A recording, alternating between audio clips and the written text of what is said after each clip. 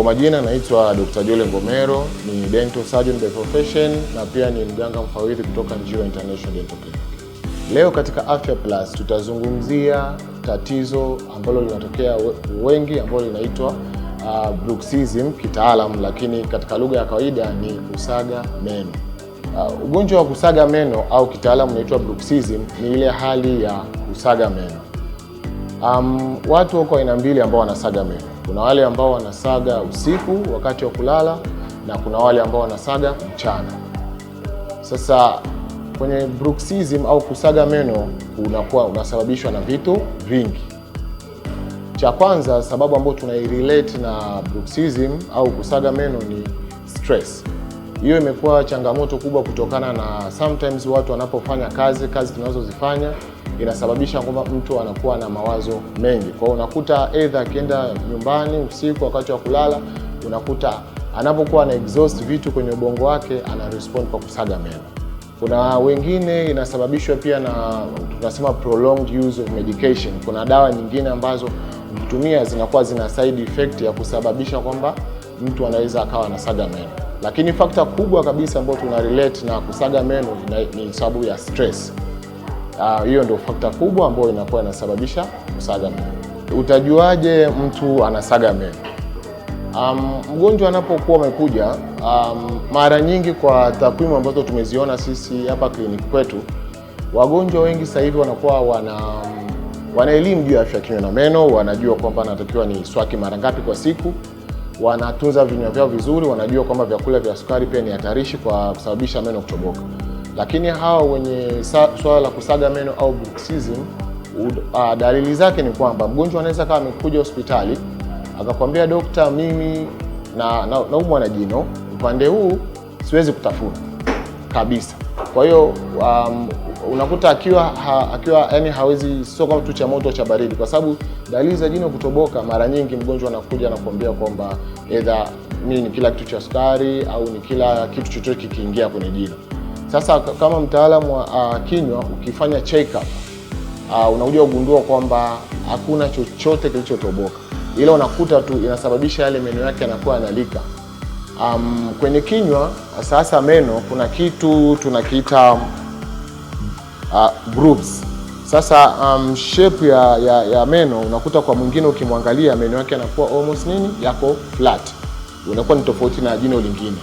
Kwa hiyo kuna kitu kinaitwa percussion test. Ukija kufanya percussion test, maana yake ni kwamba unakuwa umechukua kifaa ambao tunatumia kama mira. Ukiwa unagonga lile jino unakuta mara nyingi lina respond kwenye yani lina respond kwamba maana yake linakuwa linasikia maumivu.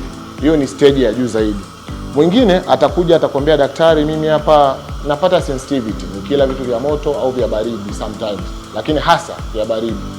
Ukiangalia unakuta kwa meno yana tabia ya kuchimbika eneo hili. Jino ambalo linaingia hapa kwenye fizi, ile eneo unakuta wengi sana wanakuwa wamechimbika huku juu. Mara nyingi kwa zamani walikuwa na relate na wale watu ambao wanakuwa wametumia miswaki ya miti au wanatumia miswaki yenye ncha ngumu kuswaki. Lakini fakta kubwa unakuta ni kwa sababu ana grind.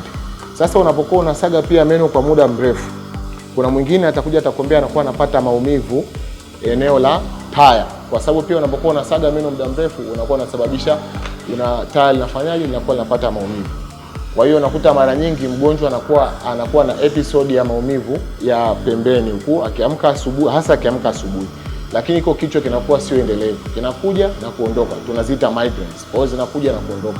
Kwa hiyo labda anaenda kwa mtaalamu wa sikio, pua na koo, anaangalia labda kuna changamoto yoyote, lakini unakuta sababu kuu ni kwamba unakuta anasaga meno usiku. Kwa hiyo ndo dalili za mgonjwa ambaye anasaga meno sana. Tukienda kwenye madhara makubwa ambayo yanasababishwa na kusaga meno, cha kwanza kama tulivyosema ni kichwa ambacho kinakuwa kinamuuma mtu sana time to time, especially unakuta anapoamka asubuhi. Kingine unakuta mtu anakuwa anapata meno ambayo yako sensitive sasa kwa vitu vya baridi au hewa ikiingia baridi. Kwa hiyo unakuta mgonjwa anakuwa anapata changamoto kubwa sana akitumia vitu vya baridi. Kingine iko kichwa sasa. Unajua kwa sababu mgonjwa anapokuwa anasaga meno anakuwa na exhaust ule upande wa taya. Kwa hiyo baadaye sasa anakuja anapata kitu kinaitwa TMJ neuralgia. Maana yake unakuta kadri mtu anavyozidi kusogea anakuwa amesaga meno kwa muda mrefu, kwa sababu ni misuli fulani ambayo inakuwa iko connected na taya, tunaziita masseter muscles. Kwa hiyo katika supply ya msuli, mshipa wa fahamu pia uko supplied kwenye huo msuli. Kwa hiyo mgonjwa anakuja, labda umri umesogea, tuseme ana miaka labda 60, 70, unakuta anakuja na anakwambia sidhani kama ni jino, lakini anakuwa anapata shida karibu na upande wa sikio. Kwa hiyo unakuta mtu unaposaga meno, ile mishipa, ile misuli ya kutafuna, maana kuna muscle tunaita muscles of mastication, moja hapo ndio hiyo masseter muscles. Unakuta sasa ile nerve inakuwa affected, hapo ndio mshipa wa fahamu. Kwa hiyo mshipa wa fahamu ukiwa affected, naye pia mgonjwa anakuja anapata maumivu ya muda mrefu. Sasa kikawaida unashauriwa kwamba at least mara 2 kwa mwaka ufanye check up ya afya yako ya kinywa, ili ujue kwamba una changamoto yoyote. Kugundua kwamba unasaga meno, mara nyingi anakuwa anasaga meno wakati wa mchana ndo anaweza kujua. Lakini mgonjwa anapokuja akakwambia hizo dalili na wewe ukafanya check up, ukamwangalia, unakuja kuna vitu unaviona. Ukimwambia mgonjwa anayesaga meno usiku kwamba wewe huo unasaga meno, mara nyingi anakuwa anashangaa, kwa sababu anakuwa hajui, kwa sababu anasaga meno wakati wa kulala. Au mara nyingine anaweza kujua anasaga meno usiku ni yule anayelala pembeni yake. Au sometimes anaweza kaja mzazi, kwa sababu kuna makundi matatu ambao anasaga meno. Kuna wazee, kuna watoto na kuna umri tu wa vijana. Kwa hiyo sometimes mzazi anaweza akamleta mtoto aka-complain kwamba huyu mtoto bana wakati wa usiku anatafuna sana meno. Lakini ukimwangalia mzazi unakuta pia naye anakuwa na condition hiyo. Kwa hiyo kikawaida unatakiwa ufanye check up mara 2 kwa mwaka, walau mara 2. Uende kwa daktari aangalie kama kuna jino limetoboka, kama kuna ugaga kwenye meno, anaweza akagundua hiyo hali mapema. Sasa ukishagundua hiyo hali, unatibu vipi? Kikawaida tunasema Bruxism ni psychosomatic. Nikisema psycho maana yake ni ubongo na soma maana yake ni mwili, hayo maneno ya kibiolojia. Kwa hiyo sasa ukimwambia mtu aache kusaga meno, kwamba wewe acha kusaga meno, mara nyingi kwa anayesaga usiku hawezi kuacha, na hata anayesaga mchana, kwa sababu inatokea automatically, inaanzia kwenye ubongo then mwili una respond. Kwa hiyo kwa mgonjwa yoyote ambao atakuja na shida ya kusaga meno, cha kwanza tunamwambia changamoto yake anayoipata, kwamba inatokea na hiki na hiki na hiki, japo itakuwa kwake atakuwa haamini, kwa sababu mara nyingi hajui hata kama anafanya hivyo. Lakini treatment ambayo ipo kwa ajili ya kusaga meno mara nyingi tunaita meditation, kumeditate. Kwa hiyo ukifanya meditation ndio inakusababisha kwamba wewe unapunguza ile tabia ya kusaga meno. Ukiachana na hiyo, kuna kifaa ambacho tunamtengenezea kinaitwa mouth guard. Sasa inategemea anasaga muda gani. Kama anasaga mchana, anakuwa iko kifaa na kivaa muda wote.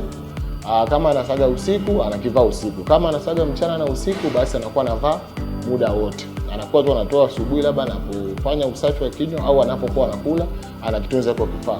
Baada ya muda fulani akifanya meditation plus iko kifaa, unakuta combination hizo vitu viwili inafanya kitu kinaitwa habit breaking. Kwa hiyo inapunguza ile tabia ya kusaga meno. Mimi ningeomba watu watengeneze utaratibu. Maana kinachompeleka mgonjwa hospitali ni dalili.